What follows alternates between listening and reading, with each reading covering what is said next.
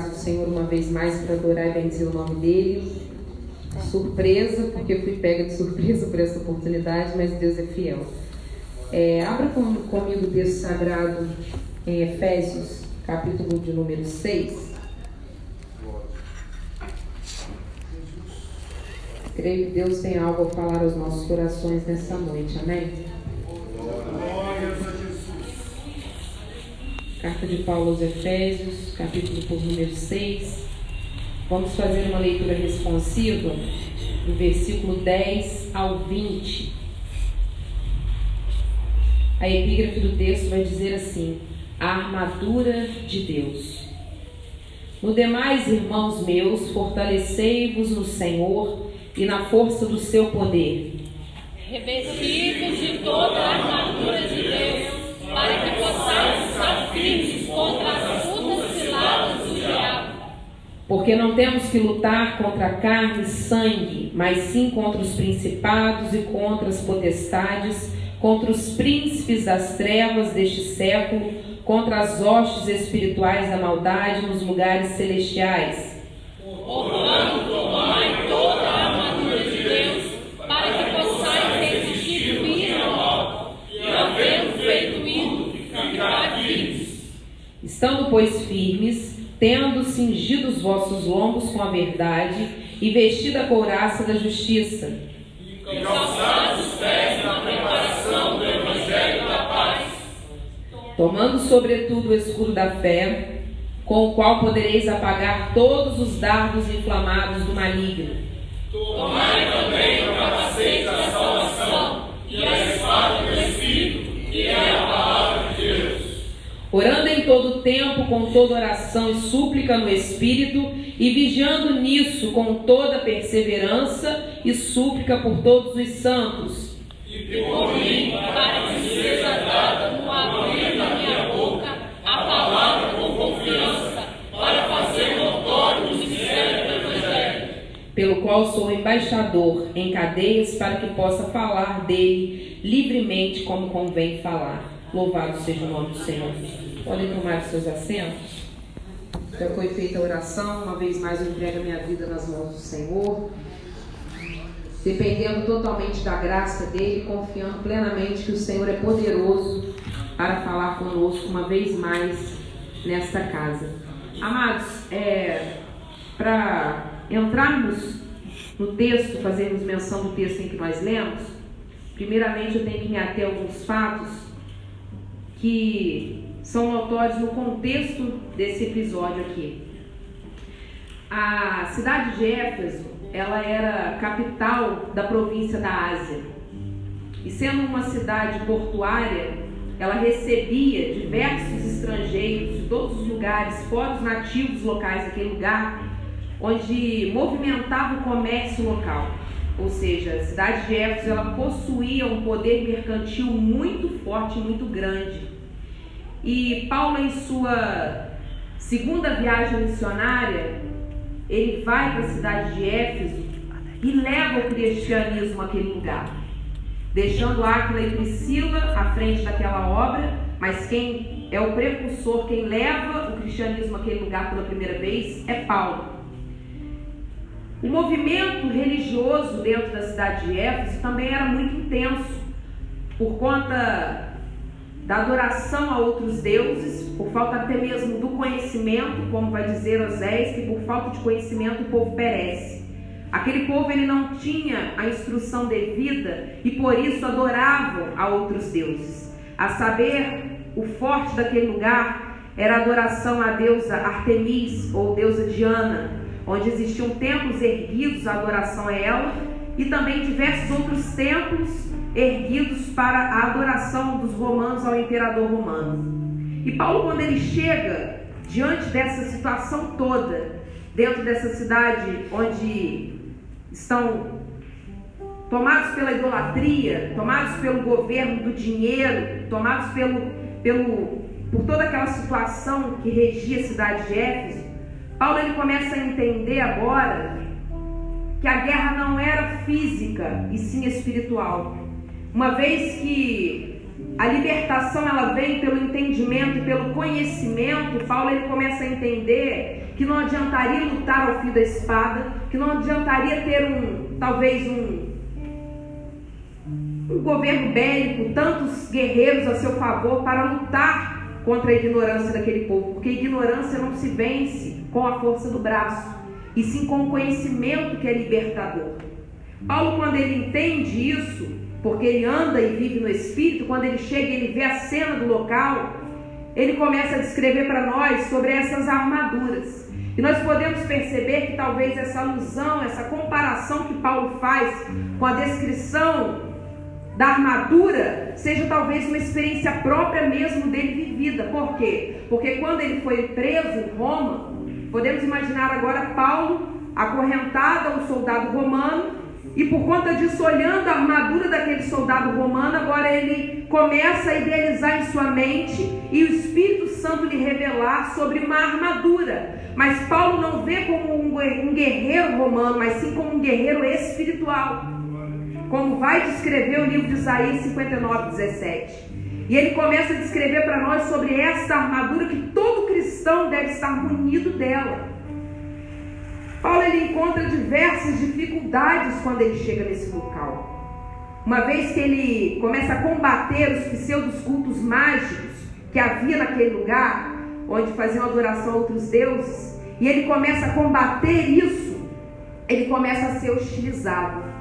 Paulo ele começa a ser perseguido e até mesmo correr risco de vida. Mas nós sabemos que uma grande lição que os nossos irmãos antepassados, os nossos irmãos que foram mártires, que sofreram e morreram pela causa do Evangelho, nos deixaram como lição, é que eles sabiam que se morressem, morriam felizes, porque tinham certeza da salvação. Eles tinham certeza da causa que eles militavam a favor do Evangelho, e por isso eles não temiam a morte. Assim como Pedro certa feita vai dizer: você pode fazer mal para o meu corpo, mas é somente o corpo volta para a terra, é pó. Mas a minha alma, o meu espírito pertence a Deus. E a Ele você não pode tocar, você não pode fazer mal. O homem e a mulher que andam com Deus, eles não temem a morte, porque como o próprio Paulo vai dizer, morrer para mim em Cristo é ganho. Paulo ele sabia o risco que ele estava correndo, sabia, mas ele não temia, porque ele sabia da incumbência que lhe foi conferida, ele sabia do exercício do ofício, do chamado que Deus tinha confiado a ele, e ele sabia que ele tinha que fazer. E ele começa a combater esses cultos, ele começa a ser perseguido, e o texto começa com uma expressão, digamos assim, quanto mais aos irmãos meus. Esse quanto mais se refere ao conteúdo anterior de toda a epístola que já estava sendo escrita. Paulo ele entende que o conflito ali é espiritual e não carnal. Tem coisas na nossa vida que nós vamos vencer no espírito. O problema é que muitas das vezes nós ficamos guerreando com a força do braço. E é por isso que tem guerras que a gente não ganha, tem guerras que a gente não vence, porque não estamos munidos das armaduras de Deus. E vou além, não adianta só ter as armaduras, porque se a gente orar, Deus nos reveste com a armadura. Só que nós precisamos saber como utilizar essas armaduras, porque se não soubermos como utilizar, nós não vamos conseguir nos movimentar dentro dela. Não basta somente ter, tem que saber usar. E o interessante desse texto aqui é que no capítulo 4 Paulo vai dizer: sede fortalecidos. No grego isso quer dizer constante, firme. Olhando para a nossa geração, olhando para os tempos atuais em que vivemos, se você fizer uma retrospectiva, quantos que começaram a caminhada com você que já não estão mais na caminhada? Quantos que ficaram para trás ao longo do caminho? Quantos que não manteram a sua posição firme e constante? Paulo está dizendo aqui: nós estamos inseridos numa batalha, numa guerra.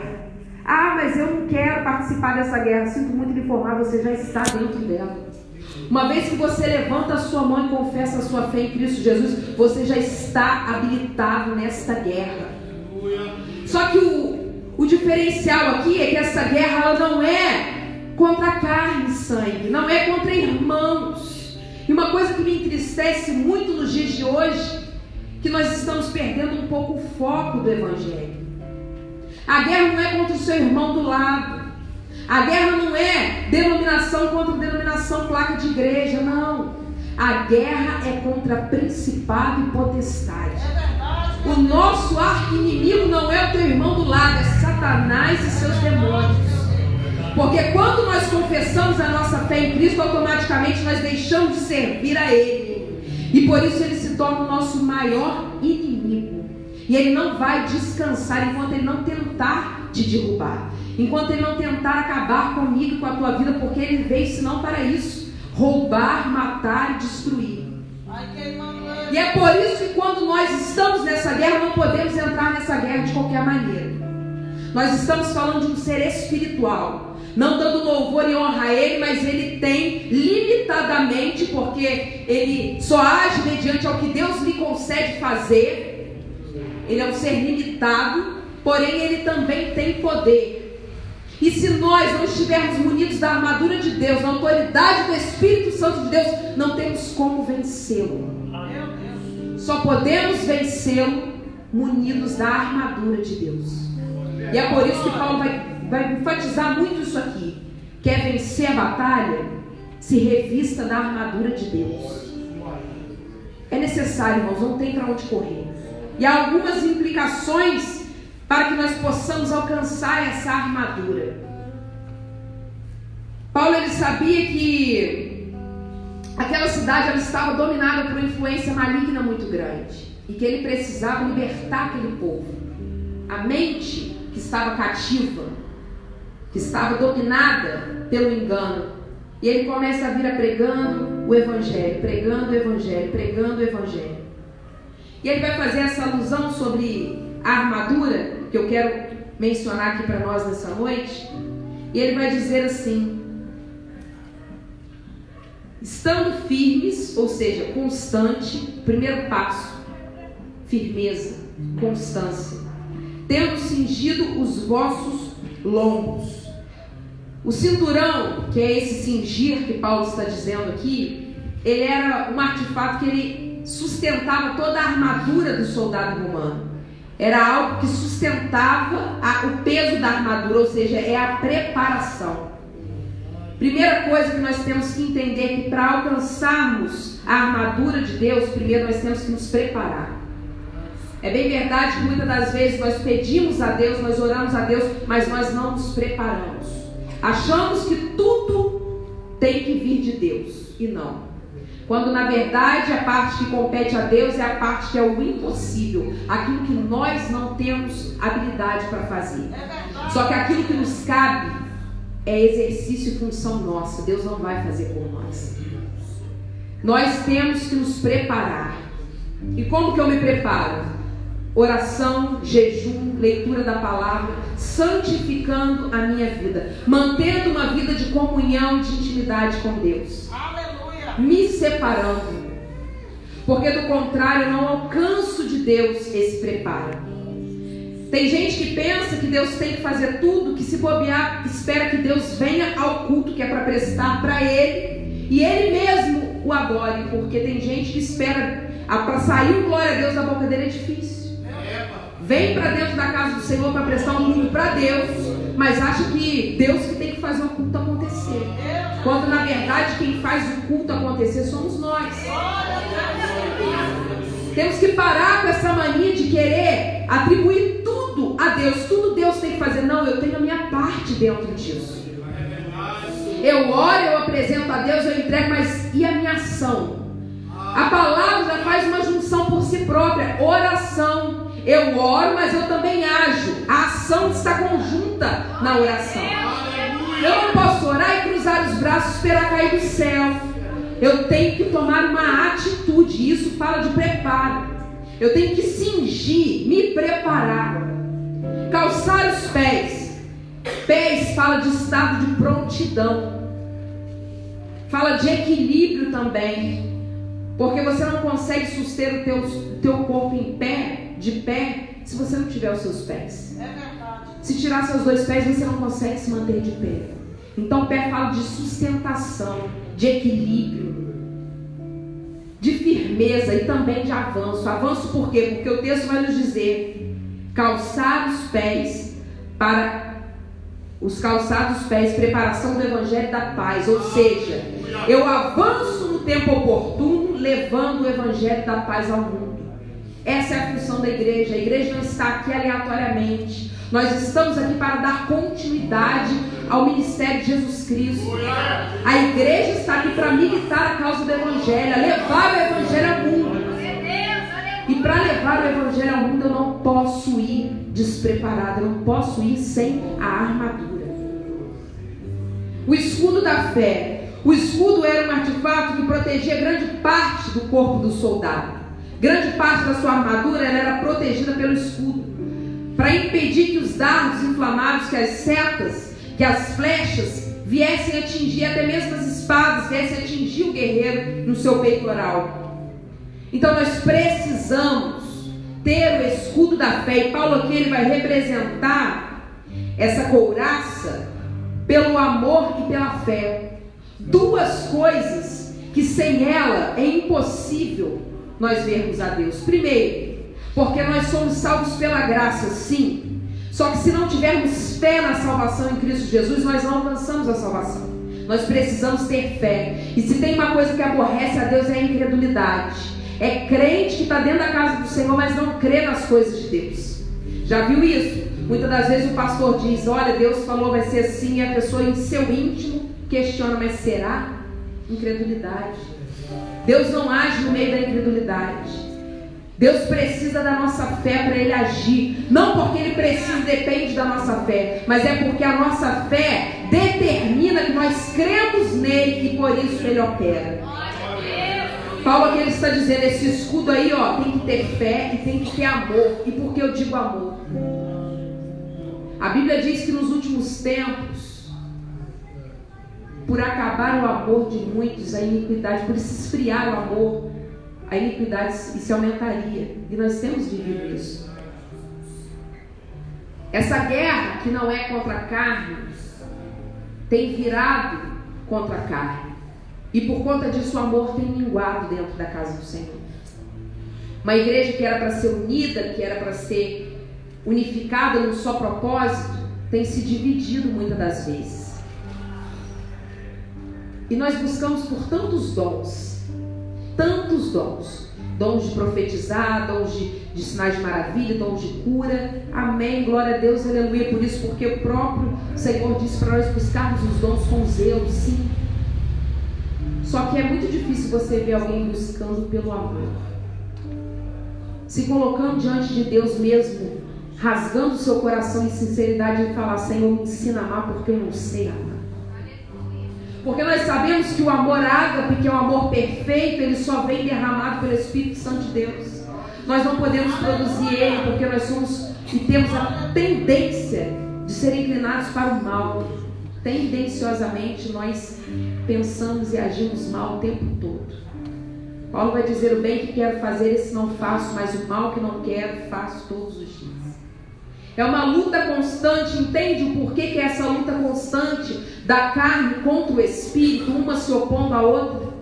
Porque nós somos agora nova criatura, lavados e remidos no sangue do Cordeiro, e por isso lutamos tanto contra essa natureza que ainda habita em nós. Porque essa natureza decaída, essa natureza pecaminosa, ela vai nos acompanhar até o dia do arrebatamento. Só que hoje, com uma diferença, hoje nós temos as armas, as armaduras e as armas que o Senhor nos disponibiliza para lutar contra essa carne. Essa carne que muitas das vezes está gritando dentro de nós, querendo tendenciar para o mal. Só que agora o Senhor tem nos habilitado para vencer essa guerra. Só não vence quem não quer. No mundo nós não temos força. No mundo nós não temos habilidade. No mundo nós não temos condição nenhuma de vencer nada, porque estamos em estado de escravo. Mas uma vez livres para a glória do nome do Senhor Jesus, o Senhor ele nos disponibiliza essa armadura para nós vencermos o dia mal. Interessante que Paulo fala aqui sobre o dia mal, e eu acho interessante porque tem gente que pensa que quando nós viemos para o Evangelho, é como se tomássemos uma pílula mágica, uma porção mágica que todos os nossos problemas acabaram. Isso é uma mentira, isso é um engano. Nós sabemos que teremos problemas existenciais que cercam a vida de todo mundo, porque nós estamos sujeitos a isso como todos. A Bíblia vai dizer que como todos os homens nós estamos sujeitos às mesmas paixões. Mas uma coisa o Senhor nos assegurou. Jesus disse: no mundo tereis aflição, mas tem de bom ânimo, porque eu venci o mundo. E se Ele venceu, Ele garante que é a nossa vitória, porque nós vencemos e somos mais do que vencedores em Cristo Jesus.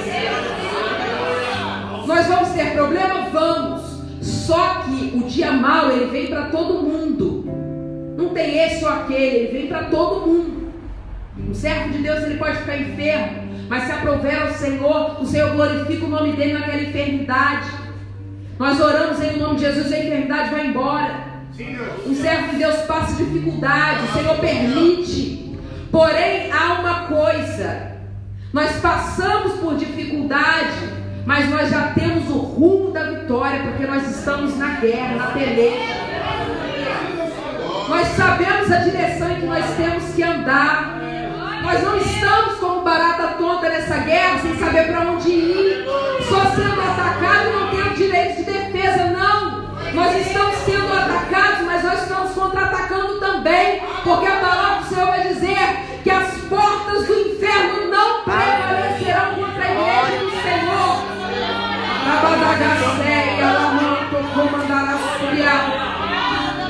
Você tem a armadura de Deus para vencer o dia mau. O Senhor te capacitou para isso. Certamente que o dia mau virá. Só que se você estiver munido das armaduras de Deus, você vence o dia mau. Aleluia. Glórias a E Ti. o nome do Senhor é glorificado. Aleluia. O capacete da salvação. O verbo usado como tomar o capacete da salvação traz o sentido da salvação ser como um dom de Deus. A espada é vista como uma arma divina, arma do Espírito, que faz separação daquilo que é justo, daquilo que é injusto, daquilo que é puro, daquilo que é impuro. A palavra do Senhor, ela é como espada de dois gumes, que penetra, que corta, que divide, que faz separação daquilo que é bom e daquilo que é mal. A palavra do Senhor é a espada. É a espada que penetra na divisão da alma e do espírito, juntas e medulas, aptas a discernir pensamentos e intenções. É essa palavra aqui que é a nossa maior arma contra o dia mau, contra todas as astutas e ciladas do adversário. Capacete por quê? Porque fala de mente. Capacete da salvação, certeza da salvação. Porque muitas das vezes tem gente dentro da igreja há anos, mas não tem certeza da salvação. E isso é algo muito preocupante. Porque se você não sabe o que você está fazendo aqui, qual é a motivação pela qual você está aqui, meu Deus do céu, isso é preocupante. Porque às vezes pergunta: irmão, se Jesus volta hoje, quem tem certeza da salvação? Meia dúzia de gente levanta a mão. Tem gente que fica, levanta, não tem certeza. Nós temos que ter certeza da nossa salvação em Cristo, irmãos. Do contrário, qual é o motivo de nós estarmos aqui pregando a palavra do Senhor? Ele nos alcançou, aprove ao Senhor nos resgatar do império das trevas e nos transportar para o reino do Filho do seu amor. Você é salvo em Cristo Jesus. E você precisa ter essa certeza. Por que a cabeça? Porque a cabeça fala de pensamentos. Os dardos inflamados de Satanás vêm na mente. Ele não conhece os nossos pensamentos, mas por isso mesmo ele atinge os nossos pensamentos com dardos inflamados malignos. Nós sabemos que a mente é o campo de batalha mais tenso que existe. O maior campo de batalha está na nossa mente. Às vezes podemos até ter o domínio das palavras, controlar a nossa língua, como o Tiago vai dizer, mas os nossos pensamentos nós não conseguimos dominá-los. Eles vêm, simplesmente eles vêm. Só que eu, durante um tempo, eu passei uma provação muito grande com Deus. Deus me provando, me amadurecendo na fé. E chegou um momento, eu fiquei meses tendo pensamentos horrendos. Às vezes eu dentro da igreja vinha pensamentos, mesmo na época que eu não estava na igreja, quando eu estava no mundo, eu nunca fui de falar palavrões. Vinha tudo quanto é tipo de palavrão que você pode imaginar na minha mente. Eu falei, eu vou enlouquecer, porque para mim eu já estava condenada. Eu cheguei a ponto de, porque é isso que o inimigo quer. Ele é especialista em acusar. A palavra acusador na tradução significa perito em acusar. E ele sabe fazer isso muito bem. Ele já lança o seu passado à tona. Ele já começa a dominar sua mente com pensamentos e lembranças do passado, a ponto de você pensar, o que eu estou fazendo aqui na igreja? Não adianta. Nunca vai mudar minha vida. E é assim que ele age. Porque embora ele não conheça os nossos pensamentos, quando ele larga o dardo inflamado dele sobre a nossa vida, ele fica observando a nossa reação. E através da nossa reação é que ele começa a agir e investir. E eu estava ficando cabisbaixo. Eu demonstrei para ele que estava funcionando. Porque conforme vinha os pensamentos, eu me abatia. E eu chorava com Deus em oração. Eu falava, Senhor, misericórdia. Se o Senhor não eu cheguei a ponto de fazer oração para Deus, irmão, falando, se o Senhor não tirar isso de mim, me mata. Porque eu não suporto mais. Eu sabia a vida que eu tinha diante de Deus, mas quando eu estava, principalmente dentro da igreja, vinha cada pensamento de só o sangue de Jesus para ter misericórdia. E o inimigo falava assim, soprava no meu ouvido, essa é você. E isso passou durante muito tempo, a ponto de eu começar a querer esfriar na fé, não pensar em desviar da igreja, mas não queria nem ir no culto mais, porque eu pensava, não vai adiantar, eu já estou condenada. Eu já estou no inferno. Eu pensava assim mesmo, já estou no inferno, porque eu estou dentro da igreja, mas meu pensamento está sendo dominado pelo mal. Até um dia que dentro de uma sala de aula, a importância que se tem de aprender a palavra de Deus, irmãos. Às vezes Deus vai trabalhar na sua vida, não através de uma oração, ou através de uma campanha, ou através de uma profecia, Deus usando alguém, não. Às vezes dentro de uma escola dominical. Às vezes dentro de um culto de doutrina, ensinamento da palavra. Porque a palavra, ela quebra grilhões, ela quebra todo o principado. E dentro de uma sala de aula, meu professor de seminário, ele entrou nessa questão de batalha espiritual e eu comentei com ele a minha situação. Algo que para mim estava um negócio enorme. Eu tinha transformado aquilo numa coisa muito grande. Uma simples palavra, ele só falou assim, irmã, você está dando bobeira, sabe por quê? Tudo que ele quer é que você acredite que isso é verdade. Primeiro, você tem que saber quem você é em Cristo Jesus. Segundo, não deixe que esses pensamentos te dominem. E ele me ensinou uma coisa que é fantástica. Os pensamentos maus, eles são como passarinhos sobrevoando a nossa mente. Eles sempre vão existir aqui. A gente só não pode deixar eles criarem ninho. A nossa função é estar enxotando o tempo todo. Porque voar, eles vão sobrevoar a nossa mente, porque eles querem pousar e fazer ninho. Só que cabe a nós não deixarmos. Ele falou assim, irmã, a proposta vem, só que só se torna pecado quando você aceita a proposta. Enquanto você não aceitou a proposta, não se torna pecado. Repreende em nome de Jesus. Irmão, eu cheguei na minha casa aquele dia, eu fechei a porta do meu quarto, eu tive uma oração como eu nunca tinha tido em toda a minha vida. Esse negócio de ora no íntimo, para o diabo não ouvir, eu falei, não, eu quero que ele escuta mesmo. Hoje a conversa é diferente, é para ele escutar mesmo. Mas eu gritava em alto bom som dentro do meu quarto, eu falava assim, Satanás, você não tem mais domínio sobre a minha vida. Antes eu te servia, mas agora eu sirvo ao Cristo ressurreto. A minha vida agora é regida por Ele, você não tem mais parte na minha vida. Portanto, sai dos meus pensamentos em nome de Jesus. E eu comecei a orar, Senhor, leva os meus pensamentos cativos em obediência a Ti. Eu botava a mão na minha cabeça, eu mesmo repreendi os pensamentos. E eu comecei a declarar para Satanás que ele não tinha mais efeito e poder sobre a minha vida. Eu falava, o senhorio da minha vida agora pertence ao Senhor. Você pode mandar pensamento, eu não estou nem aí para você, eu vou te repreender, vou mandar fogo na tua cara. Toda vez que você mandar pensamento contrário. Sabe por quê? Eu sei ao Deus que eu sirvo. E eu sei quem eu sou na presença de Deus. Quando eu me posicionei, quando eu comecei a orar com autoridade, quando eu comecei a não aceitar aqueles pensamentos, quando eu retirei aquele ninho que já estava se formando na minha cabeça, eu fui liberta desses pensamentos. Por isso que nós precisamos do capacete. Nós precisamos do capacete para blindar a nossa mente contra pensamentos inoportunos, pensamentos malignos. A guerra do exército de Deus, ela não é travada no campo natural. Você precisa entender isso. Ela é travada no campo espiritual, é uma atmosfera espiritual. E é por isso que nós só vamos vencer no Espírito. A oposição que existe entre a carne e o Espírito é justamente por conta disso. Porque se nós alimentarmos o Espírito vence a carne. Sabendo bem disso, a nossa carne grita pelo pecado. Como que nós vencemos? Jejum, oração e palavra. E só a gente sabe qual é a luta que nós travamos para orar, para jejuar e para ler a palavra. Porque a nossa carne não quer isso. A nossa carne, na hora do jejum, ela quer comer. Chega gente que nunca te ofereceu nada, te oferecendo um banquete. E se você não vigiar, quando você vê, você já pulou dentro do prato. A oração, a gente dobra o joelho para orar e às vezes não sai nada.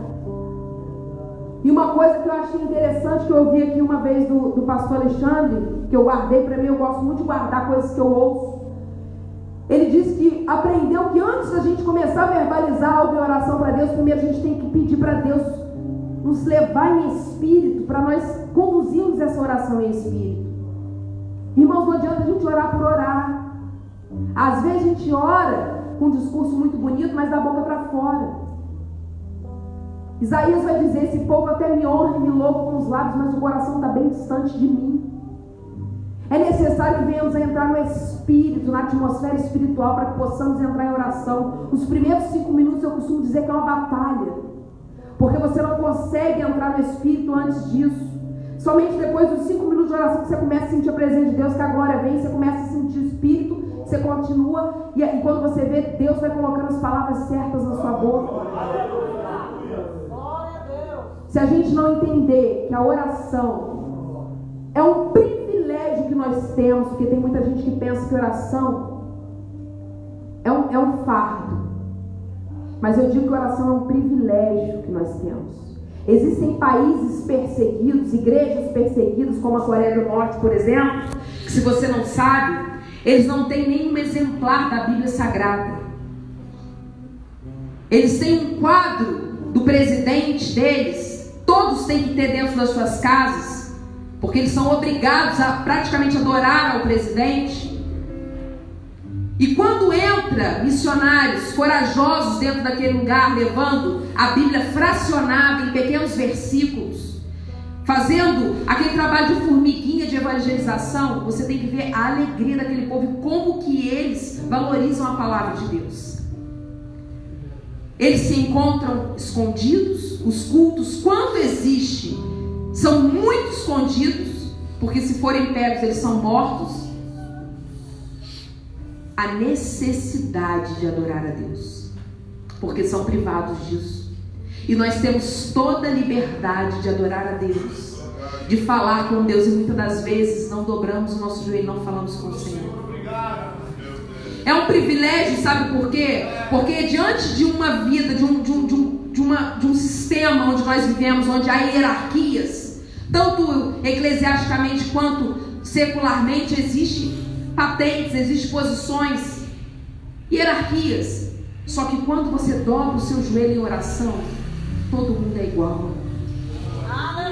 É o único momento que Deus nos coloca em igualdade, que eu digo fora das divisas que nós possuímos aqui na terra. O momento em que nós estamos diante de Deus igualmente é no momento da oferta e no momento da oração. Não há distinção, não há diferença, não há grande, não há pequeno. Todos somos iguais. Por isso é um privilégio você dobrar o teu joelho e falar com o seu Deus. Orar ao Senhor não é pesado, não é um discurso pronto, é uma conversa. Não é como os fariseus que oravam para eles mesmos. Eles oravam para eles mesmos. Ah, porque eu sou bom. Ah, porque eu sou servo de Deus. Ah, porque eu sou fiel. E porque o Senhor se atentou para o publicano. Porque ele reconheceu: Senhor, eu nada sou, eu dependo de Ti, eu preciso de Ti. Sou pobre, miserável, pecador, não sou digno da Tua presença. Aleluia. É você se mostrar para Deus na oração como você de fato é. Não adianta a gente querer fazer tipo para Deus, porque Deus nos conhece. Ele sabe o que vai dentro de nós. Se tem uma pessoa que você não precisa fazer tipo e encenação, é para Deus. Ele sabe quem você é. E o momento da oração é o momento ímpar que você tem de falar com o seu Deus, mostrar suas fraquezas, suas debilidades, pedir ajuda para Ele. Senhor, me ajuda nisso, eu não consigo isso. É a oração.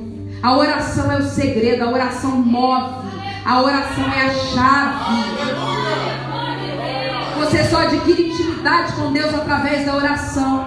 Porque se a oração não é uma conversa, como você vai adquirir intimidade com alguém que você não conversa com ela? E muita gente não gosta de orar. E eu falo com toda a veemência: nós oramos pouco. Pouco. Oramos pouco, por quê? Porque muitas das vezes não oramos no Espírito. Eu costumo dizer que é melhor, eu adotei um sistema para mim que quando é para orar de madrugada eu já nem durmo. Eu fico até as 3 acordada para eu dobrar o joelho e orar. Porque eu vi que não estava dando certo eu dormir e acordar às 3. Porque para você acordar e orar de madrugada, você tem que no mínimo despertar um pouquinho antes, né? Fazer alguma coisa para você acordar de fato, para você saber o que você está fazendo e você orar a Deus, para a sua oração ter efeito. Porque se a gente faz no automático, despertou 3 horas, já viro da cama, já cai de joelho ali babando em cima da cama, você fala nada com nada, porque eu já passei por isso. O costume, o automático, você dobrou o joelho e você começa a orar. Uma vez eu me peguei em oração falando assim, um monte de coisa repetida, e daqui a pouco eu falei: Senhor, eu te abençoo em nome de Jesus. Eu falei: meu Deus, misericórdia, que eu estou falando. Eu abençoo a Deus, misericórdia. Por quê? O automático não estava orando no Espírito, estava orando na carne. Precisamos aprender a orar em Espírito. E eu já encerro aqui, e de todas essas armas que o Senhor nos disponibiliza, dentre elas, os elementos que o cristão precisa para vencer a luta contra o diabo, estão a verdade, a justiça, a paz, a fé, a salvação, a palavra de Deus e a oração. Se você não tiver paz, se você não tiver a paz que excede todo entendimento, porque eu não aceito crente ser perturbado. Cristão que é cristão, que vive uma vida plena no Espírito, não pode ser uma pessoa perturbada. Uma pessoa que tem um espírito de inquietude. Uma pessoa que vive atribulada, que vive com opressão. Não pode. A gente tem que ter a paz que excede todo entendimento. É bíblico. Nós temos que ter a verdade conosco. Por quê? Porque palavras são só palavras se não forem acompanhadas de atitudes. Eu não me impressiono com palavras bonitas, com sermões que colocam a igreja de pé, porque tem muita gente boa, talentosa hoje no nosso meio. Pessoas que são estudadas da letra, que pregam de Gênesis Apocalipse muito bem, com muita eloquência, mas não têm vida com Deus. Então, se eu vejo que não tem comunhão com Deus, eu não paro nem para ouvir. Porque, irmãos, é bem verdade que a Bíblia diz que a gente conhece pelo fruto. É pelo fruto. Se eu chego aqui e eu prego, eu falo, e se alguém que está aqui me conhece lá fora e vê que eu não sou nada daquilo que eu estou falando aqui, tudo aquilo que eu falei aqui perde efeito, cai por terra.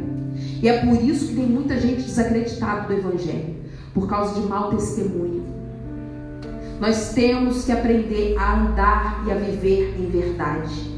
Verdade daquilo que nós falamos e verbalizamos em nossas atitudes. Segundo, a justiça, a fé. Nós temos que ter fé, a salvação e a palavra de Deus. Nós temos que estar munidos dessa espada que é a palavra de Deus, para que nós possamos vencer o dia mau. Paulo, ele pregou naquela cidade de Éfeso, desconstruindo toda aquela ignorância daquele povo idólatra através da palavra de Deus. que possamos entender que nós precisamos estar munidos da armadura de Deus, para que o inimigo não venha nos atingir. Amém? Que Deus abençoe a todos. Eu agradeço a oportunidade em nome de Jesus.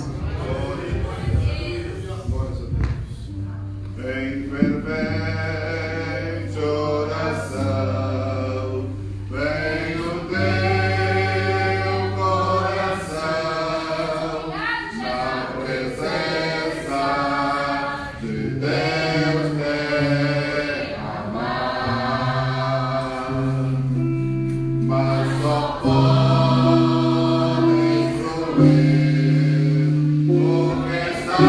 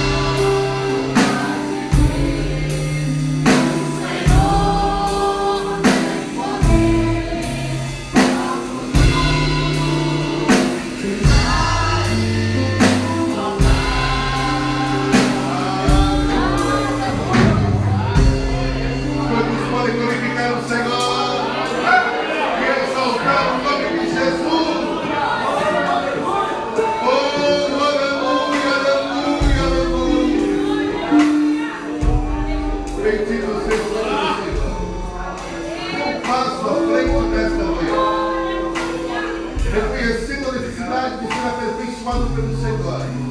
E dá lugar realmente, e dá primazia ao Espírito Santo de Deus na sua vida. A permitindo que Ele funda em você, que difunda em você a palavra do Senhor, e que Ele governe totalmente o seu ser. Que Ele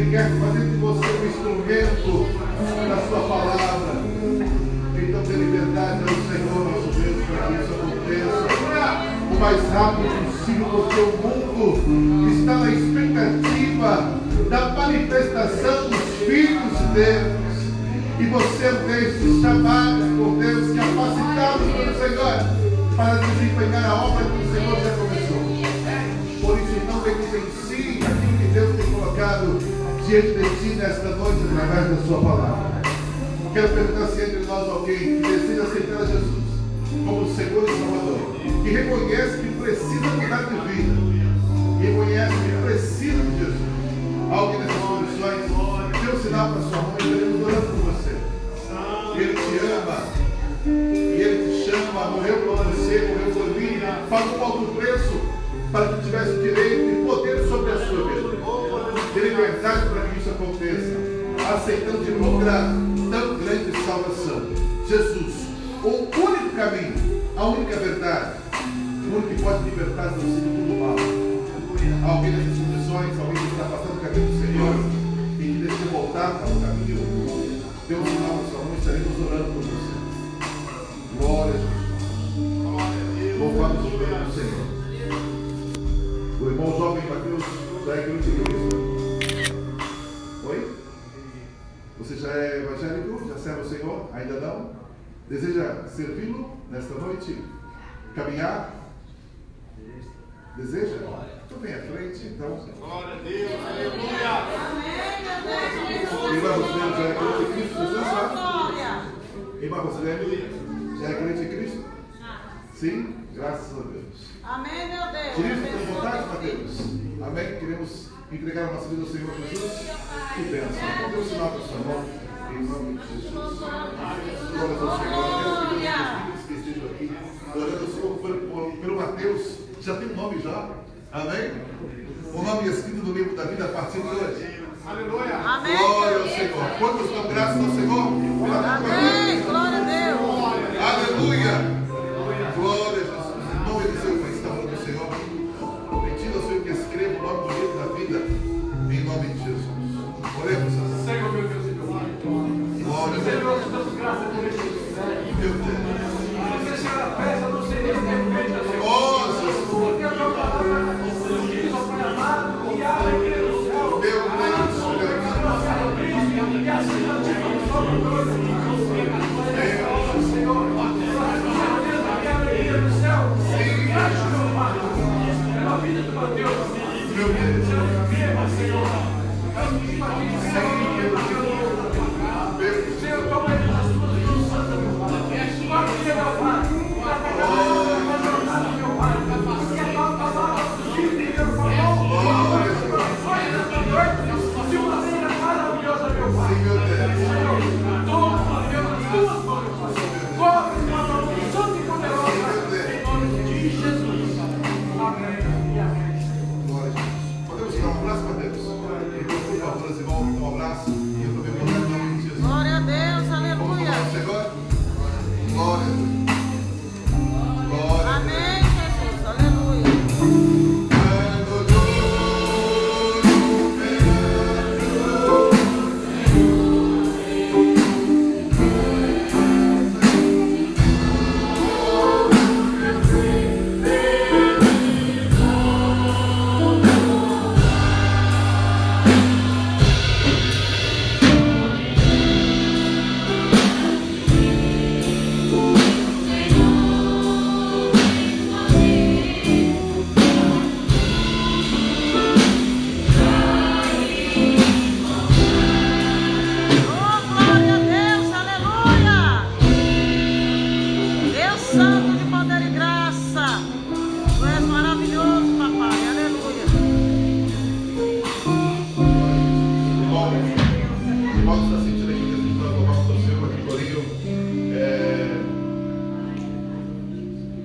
Quero que valorize o que você tem. Amém? Aleluia. Glória a Jesus. Glória ao Senhor. Aleluia. Desde o começo do culto, se tu deseja nós orarmos ao Senhor pelas crianças, nos orar ao Senhor pelas crianças, nós temos uma missionária lá em Bahamas, que é a irmã Júlia. Amém? A irmã Júlia é uma intercessora.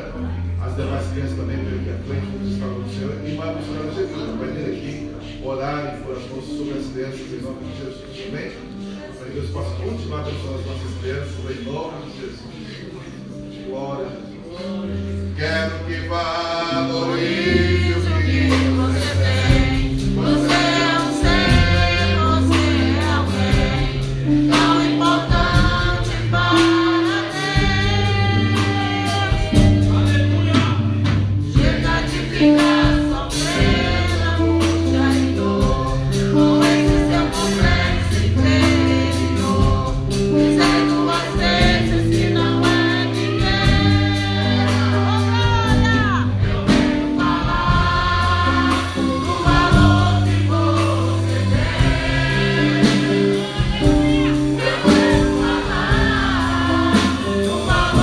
tem. Ele está em você, o Espírito Santo se move em você, até com gemido.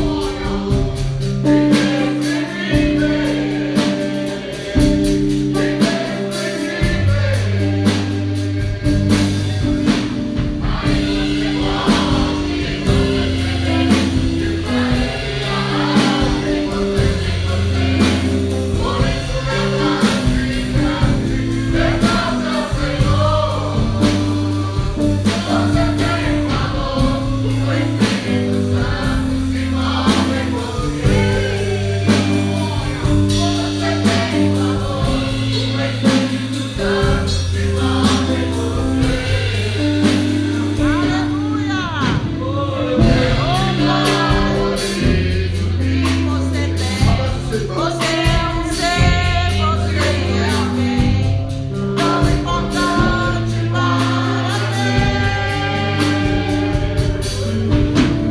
Chega de ficar sofrendo angústia e dor com esse seu complexo inferior, dizendo às vezes que não é ninguém. Meu Deus, eu venho falar do valor que você tem. Oh, aleluia! Venho falar do valor que você tem.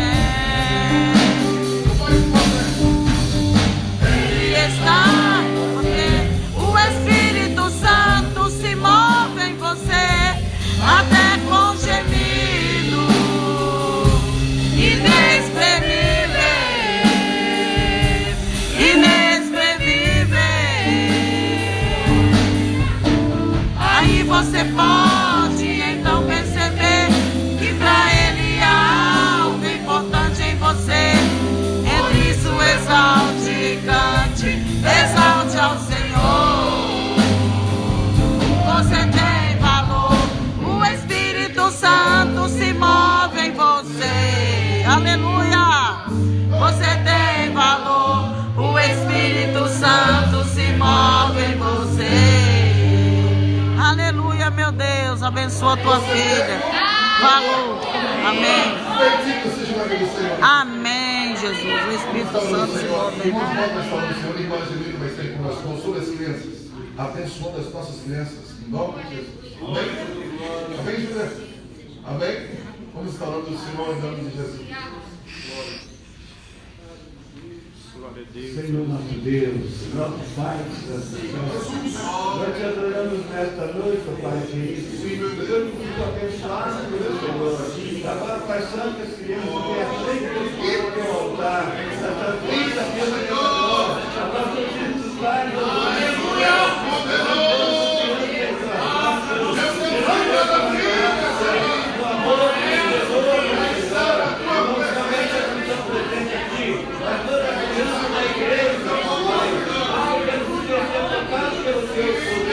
Abençoa os pais, abençoa as mães, que trazemos sabedoria na terra, abençoa o temor do Senhor, o temor do Espírito e esse jeito da sabedoria.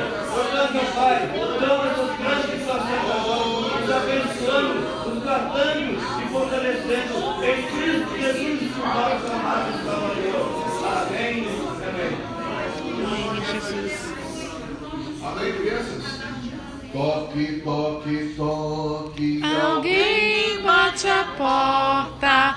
Toque, toque, toque, alguém deseja entrar. É o mal querendo uma brechinha.